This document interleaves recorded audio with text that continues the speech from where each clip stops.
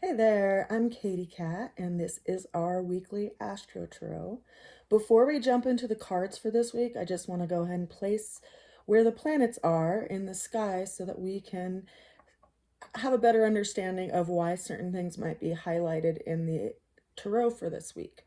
Now, what we're looking at here is a diagram of a natal chart wheel, or just, a zodiac wheel per se. We start all the way over to the left with the sign of Aries. Following it counterclockwise around the bottom of the wheel, we see Taurus, Gemini, Cancer, Leo, Virgo, Libra, Scorpio, Sagittarius, Capricorn, Aquarius, and Pisces. Let's go ahead and place where the planets are this week, starting with the center of our galaxy, the Sun, which is currently placed at 22 degrees of Capricorn. We'll go right around there. There's 30 degrees in each zodiac sign, and so they start at the first degree and go to 29 degrees. The Sun is currently at 22 degrees. It's followed by the Moon, which is at 2 degrees of Cancer. So the Moon is moving into opposition with the Sun, which you can see if you look out at the sky at night, because it is waxing to its full position. It will be full on the 13th, which is tomorrow, 13th of January. It's also a Monday, and then it'll be more in a direct opposition, and we'll see that full moon directly, but it's definitely growing and near full tonight. Now, following the moon, we'll look for Mercury, which is currently at 5 degrees of, at 5 degrees of Capricorn. So it's getting closer to the sun. And then we have, we have Venus at 9 degrees of Pisces. Then that is followed by Mars, which is at 27 degrees of Cancer. Now, this is interesting because we are currently seeing the Sun move into a direct opposition with Mars. And when we have the full moon tomorrow, the full moon will also be aligned with the planet of Mars. So that's kind of interesting. Then we also have Jupiter at 12 degrees of Gemini, near the center of Gemini. We have Saturn at 15 degrees of Pisces. So we see that Venus is moving into being conjunct with Saturn. That's kind of interesting. We have Uranus at 23 degrees of Taurus. So it is over here at 23 degrees of Taurus. So it is in a trine currently with the Sun, because they are both in Earth signs. And then we also have Neptune at 27 degrees of Pisces. So these guys are starting to get grouped together. And we have Pluto finally at 0 degrees of Aquarius over here. It has the longest orbit, so it'll be traveling through Aquarius for around the next 20 years or so. But these are the planets and where they're currently placed. We also have Chiron, if you're interested to know where Chiron is at 19 degrees of Aries. Now we also have the North Node, which just moved into Pisces. It's at 29 degrees of Pisces today. So the North Node and Neptune are going to be in alignment. But we see this kind of big grouping of planets over here to the left of the sky. Now, if you were looking at wanting to identify any of the planets tonight, when we see that the Sun sets on the western horizon, you'll be able to look out into the sky and see Venus toward the west, along the horizon, just above the horizon. And then, of course, the full moon is going to raise right around the same time that the Sun sets. And then we'll see Mars coming up on the eastern horizon along with the full moon. So that's what you'll be seeing out in the sky. You'll also be able to see Jupiter because it is really bright as well. You'll be able to see this grouping here of Jupiter, the moon, and Mars over to the eastern horizon as you look out as the sun sets tonight.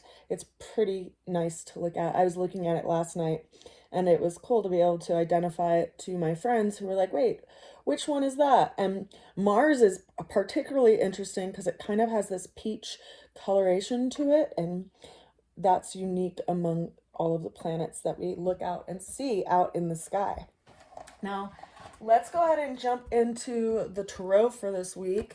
I did pull us 7 cards for this week, and 4 of them are major arcana, which is telling that we have some kind of big choices to make and some challenges that we're facing that can really shift the direction of our lives currently, which doesn't surprise me again because we have the full moon in alignment with Mars happening, which Mars is the planet of action and initiation. And so the full moon is likely going to be highlighting those things that we are going to be called to act upon. And interestingly enough, you know, of course, whichever house that's in, whether it's the first house, second house, third house, all the way around to the 12th house, the energetic of that kind of call to action is going to be influencing the subject matters highlighted by that house in your particular natal chart. Now, the opening card that we have for this week is the Hanged Man. This is our first major arcana that we are looking at for this week. This card is associated with Neptune, which once again, I'll reference the North Node is coming into conjunction with the planet of Neptune. So we are seeing things that are, you know, in alignment with our ancestral work because Neptune can be related to that, our ancestors, and it's also related to, you know, illusions that we have around things. So we could be getting some clarity around that and where we need to be putting our energy and effort because the North Node is ultimately the direction that we are going to be developing for the next 18 months. Now, this is followed by the challenge of the Lover's card. Now, the Lover's card is a card that is associated with the sign of Gemini and the planet of Mercury. We are seeing Mercury coming close to the sun. Let's see. Because Mercury is the fastest moving planetary body in our zodiac system.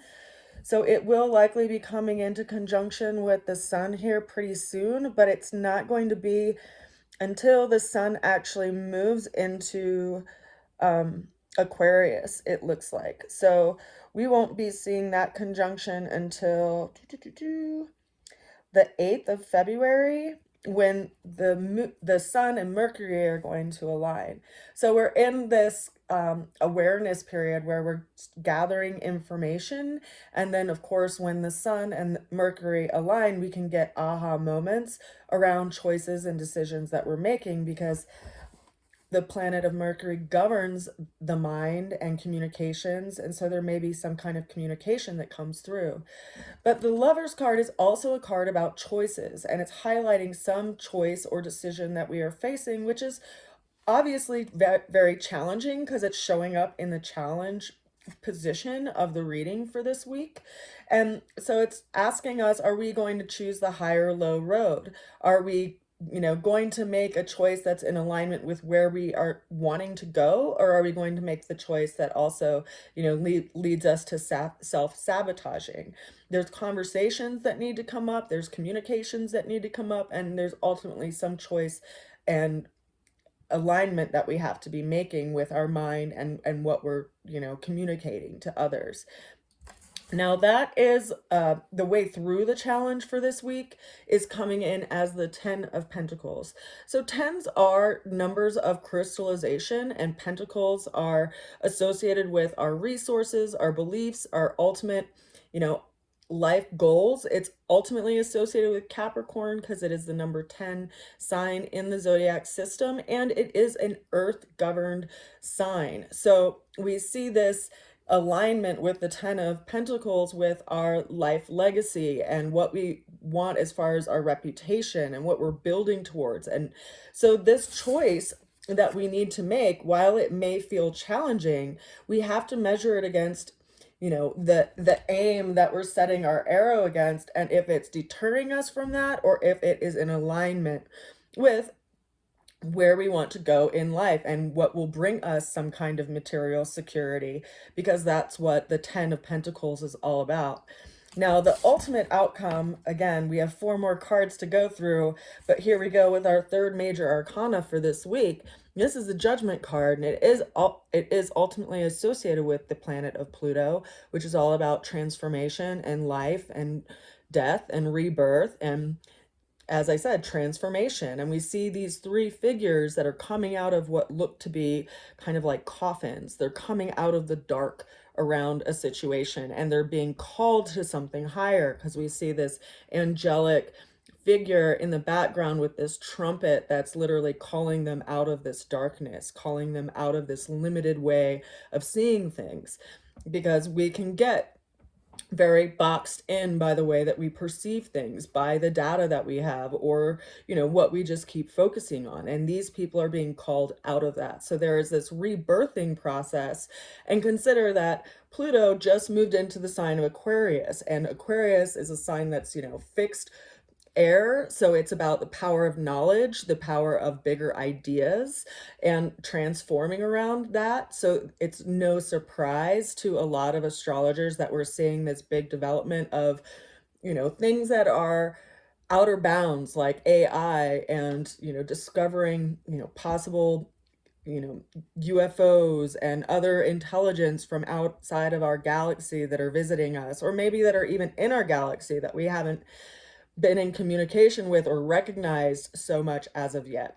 This Aquarian kind of discovery of things that are outside of what we know is something that's being stirred right now and influenced by the planet of Pluto. And we are going to see a lot of development of technology over the next, you know, 12 to 15 years because of this influence of Pluto in the sign of Aquarius. But that's on a global scale, right? That's even, I guess, on an intergalactic scale. But on your personal life, it's going to be developing wherever Aquarius sits in your chart, whether it's your first house, your second house, your third house, because each of those houses represent a different area of your life. For myself, it falls in the 6th house, which is my day-to-day life, my day-to-day routine, and ultimately my job. And there is this transformation and rebirthing process that's happening in that area of my life, which has ultimately just been stimulated by the planet of Pluto, and it's going to be influenced by the planet of Pluto. So there is this calling, this higher calling that we are being, you know, motivated by, that we are getting awareness to. Now consider that, you know, we are, as I said, approaching a full moon, which will be tomorrow on the 13th. But because the moon is the fastest moving celestial body, right, it will be at 1 degree of Leo here in just a couple of days, and that will be in direct opposition to the planet of Pluto. So revealing possibly what it is that we need to let go of, because the moon at that point will be in a waning phase, right? It waxes until it's full, and then it starts waning after it's full and getting smaller in size until ultimately in 2 weeks, it's going to be a new moon again, but with the sun in Aquarius. And that will be interesting, because then we will see the new beginning that we are being called to task with, because they will have gone through the gauntlet of Pluto, so to speak. So that's kind of interesting to me. That's further clarified by the High Priestess, which interestingly enough is ruled by the moon. So everything that I was just saying about the moon is in alignment with this card, in by way of what is being revealed, what we get to see that we've been in the dark to for the last couple of weeks, or even the last couple of months, that's being revealed by this full moon, which engages some kind of knowing that's based on our intuition, right? Because the High Priestess is connected to our intuition, our intuitive knowing, that which gets revealed to us by just sitting and observing a situation and how we feel in that situation.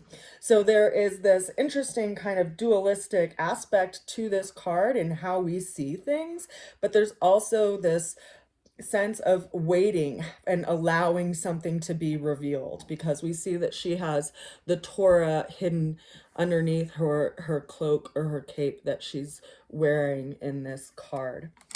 That's further clarified by the 10 of Cups, so our second 10 that we have in the reading for this week. But the cups are associated with an emotional happily ever after. And what do you want to fill those cups with? Because our emotional being, our emotional intelligence, our emotional awareness is shaped by everything that we experience in our life. And much like the land that we walk through and have to navigate through, the rivers within us, the rivers within our lives that are very intense experiences, or even the calm ones, they create a waterway, waterways throughout our emotional experience and our physical experience by way of what we have to navigate through, and which areas of our life offer us some kind of peace and some kind of comfort.